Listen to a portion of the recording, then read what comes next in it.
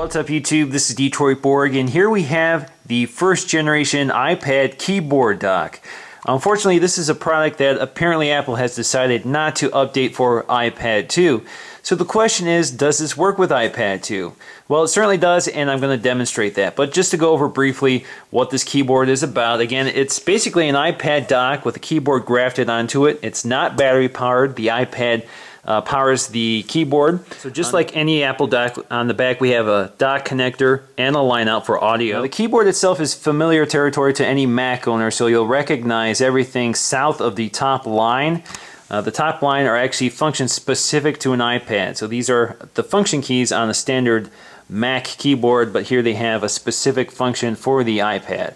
So up here we have a key we all recognize, the home key. So this is essentially representing the home button on the iPad.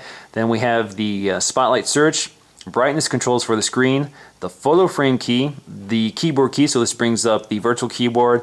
This is an empty key, does nothing. Then we have the media controls and the lock switch. So this is basically the sleep-wake button. Now let's go ahead and get the iPad onto the dock and test it out. Now sliding the iPad on is a little tricky just because the iPad is tapered, at least the second generation iPad is tapered. It has a nice tapered edge. The old iPad had a square edge, and that was a lot easier to slide on. This one you have to be a little more careful because you have to find the right angle of approach. Now looking from the side, you can see that the iPad 2 doesn't quite fit snugly with this dock, but it fits just fine. There is some wiggle room here. Again, the iPad 2 is thinner than the old iPad, but it's not too bad, and the backrest does a good job holding up the iPad, so I wouldn't be too worried about damaging your iPad or the dock when using it here. Now with the iPad connected, we can start playing with it. So first let's type search. So this is the search, spotlight search, so I can type in the search term with the keyboard. I'm not going to do that because it's going to bring up one of my address book contacts. So let's just press the home key.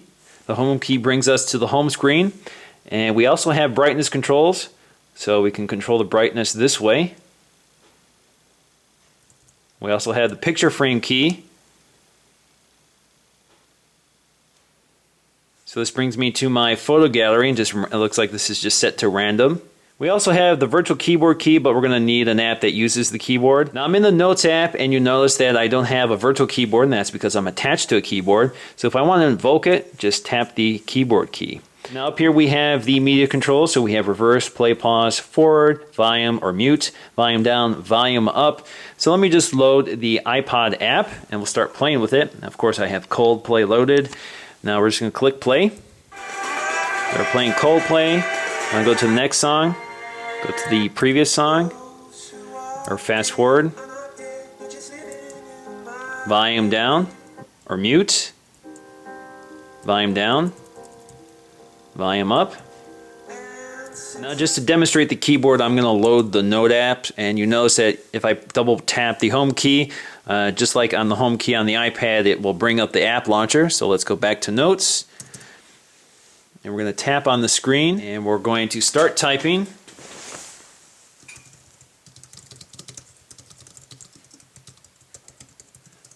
So in addition to typing, you certainly have other functions. So Command-Alt to select all, Command-C to copy, or Command-X to cut, Command-V to paste.